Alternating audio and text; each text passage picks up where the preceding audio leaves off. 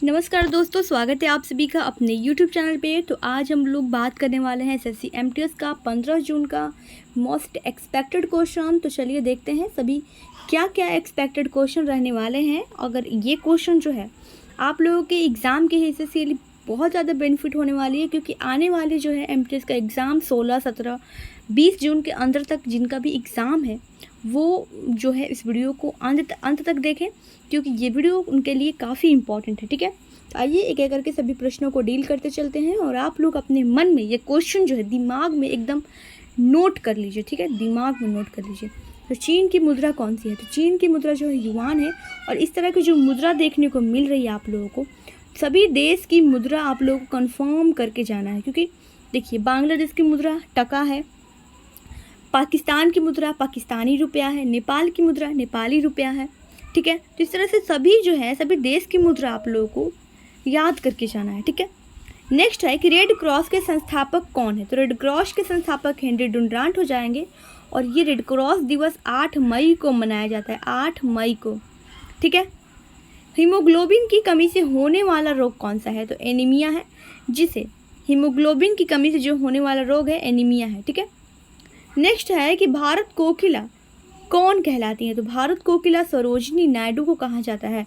और स्वर कोकिला, यहीं पे स्वर कोकिला पूछ देगा तो लता मंगेशकर आप लोगों का राइट आंसर हो जाएगा। दिल्ली में कुतुब मीनार किसने बनवानी शुरू की थी? तो कुतुबुद्दीन ऐबक ने। और किसने इसका निर्माण पूर्ण करवाया था? तो कुतुब मीनार के निर्माण जो है किसने पूर्ण करवाया? तो इल्तुतमिश ने पूर्ण करवाया था।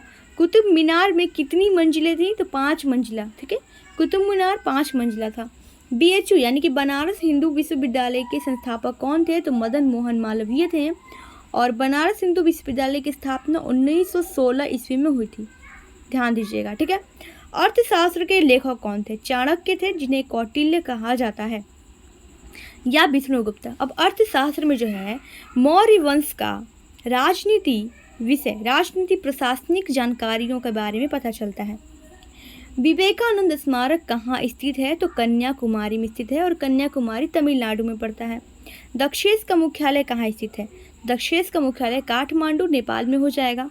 दक्षेस के कितने सदस्य देश हैं? तो 8 हो जाएंगे, जो भारत, नेपाल, बांग्लादेश, श्रीलंका, मालदीव, भूटान, पाकिस्तान, अफगानिस्तान। अब इनमें से जो है म्यांमार को छोड़कर बाकी सभी पड़ोसी देश हैं। ठीक है, तो भारत के जितने भी पड़ोसी देश हैं, म्यांमार को छोड़ के सभी पड़ोसी देश हैं। चीन और म्यांमार को छोड़कर चीन म्यांमार हो जाएंगे, और नेपाल भूटान है ही। चीन और म्यांमार को छोड़कर। ठीक है, इतना ध्यान रखिए, इतना ध्यान दीजिएगा। और ये जो है आप लोगों के एग्ज़ाम में काफ़ी इंपॉर्टेंट है, क्योंकि देखिए आप लोगों का जो एग्ज़ाम में अगर पूछ देगा कि दक्षेस के इनमें से कौन से सदस्य नहीं हैं, तो इसमें नेपाल हो जाएगा, बांग्लादेश हो जाएगा, श्रीलंका हो जाएगा, म्यांमार हो जाएगा। तो आप लोगों का कौन सा नहीं है? तो म्यांमार आप लोगों को पता होगा कि नहीं है, तभी तो आप लोग क्लिक कर पाइएगा। तो इन सभी 8 देशों के नाम आप लोगों को याद रखना है। भारत की तटरेखा की लंबाई कितनी है? तो इतना, यानी कि 75-16 किलोमीटर है। विश्व में अभ्रक यानी माइका, इसका सर्वाधिक उत्पादन किस देश में होता है? तो भारत में होता है। ग्रैंड ट्रंक रोड किसने बनवाया है? शेरशाह सूरी ने बनवाया है, जिसे जीटी रोड भी कहते हैं शॉर्ट में। विटामिन बी का जो है वी की कमी से कौन सा रोग होता है? तो बेरी होता है। विटामिन सी की कमी से कौन सी रोग होता है या बीमारी होती है? स्कर्वी होती है। और ए की कमी से आप लोग बताइए, ए की कमी से कौन सी रोग होती है? तो रतौंधी होती है। दूध में कौन सा विटामिन नहीं होता है? विटामिन सी नहीं होता है। ठीक है, बाकी सब होते हैं। विटामिन डी की कमी से कौन सा रोग होता है? तो रिकेटस होता है, जिसे हड्डियाँ सूख जाती हैं, इनमें रिकेटस होता है। तो किस विटामिन की कमी से खून का थक्का नहीं जमता है? तो विटामिन के की कमी से। विटामिन ई की कमी से कौन सा रोग होता है? तो बांझपन होता है। विटामिन सी का रासायनिक नाम क्या है? स्कॉर्बिक एसिड है। वसा में घुलनशील विटामिन कौन से है? ए और ई है। ठीक है, यहाँ पे ई नहीं होगा। वसा में घुलनशील, देखिए यहाँ पे गलत है। वसा में घुलनशील विटामिन जो है ए भी होगा, ई भी होगा,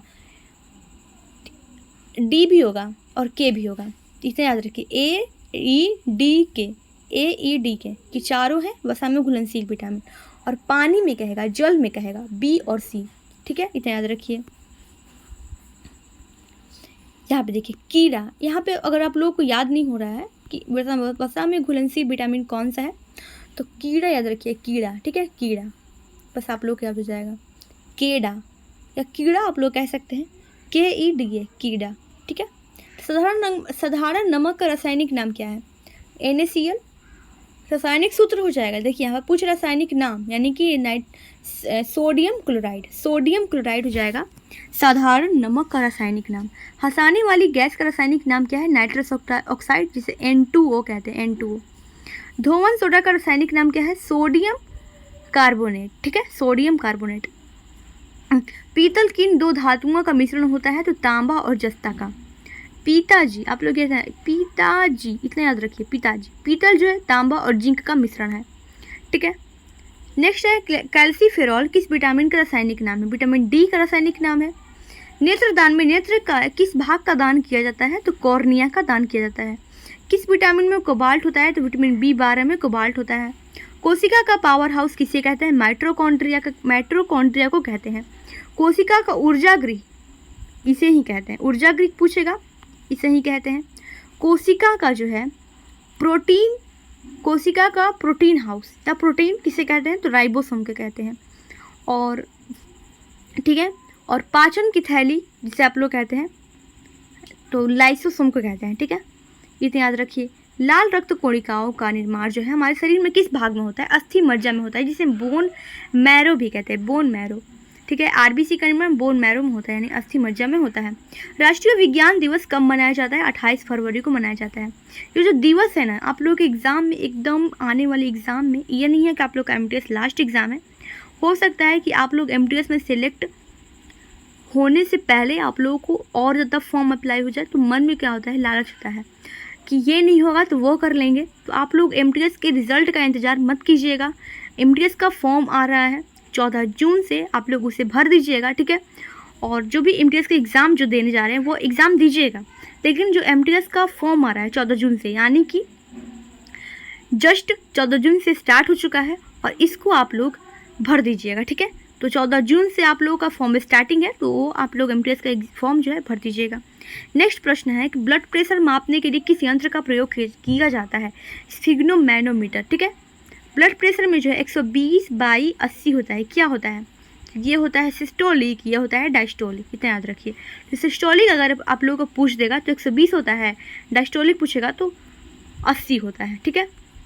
कंप्यूटर की परमानेंट मेमोरी क्या कहलाती है, रोम कहलाती है, जिसे रीड ओनली मेमोरी कहते हैं। किस अधिवेशन में कांग्रेस उदारवादी और उग्रवादी नामक दो दलों में विभाजित हो गई थी, 1907 के सूरत अधिवेशन में। तो ये जो है, अगर ये विभाजित हुई थी 1907 में, तो कब जुट गई थी, कब जुट गई थी कांग्रेस की दोनों दल जो है, कब आपस में संबंध यानी कि संधि हो गई थी, 1916 में, 1916 में, ठीक है, इतना याद रखिएगा। तंजौर का जो है बृहदेश्वर मंदिर किसने बनवाया था, राज प्रथम चोल ने बनवाया था। तो जितना भी मंदिर मस्जिद आप लोगों का सब कवर हो चुका है, आप लोग बस चैनल में जाना है और एक बार आप लोग उस वीडियो को मंदिर, ऐतिहासिक स्थल, ऐतिहासिक पुरास्थल, ठीक है, ऐतिहासिक स्थल जो है आप लोगों का दिया गया है, वाद्य यंत्र है, ठीक है, बहुत सारे टॉपिक्स आप लोगों का कवर हो चुका है, तो आप लोग सभी को जाकर देख सकते हैं।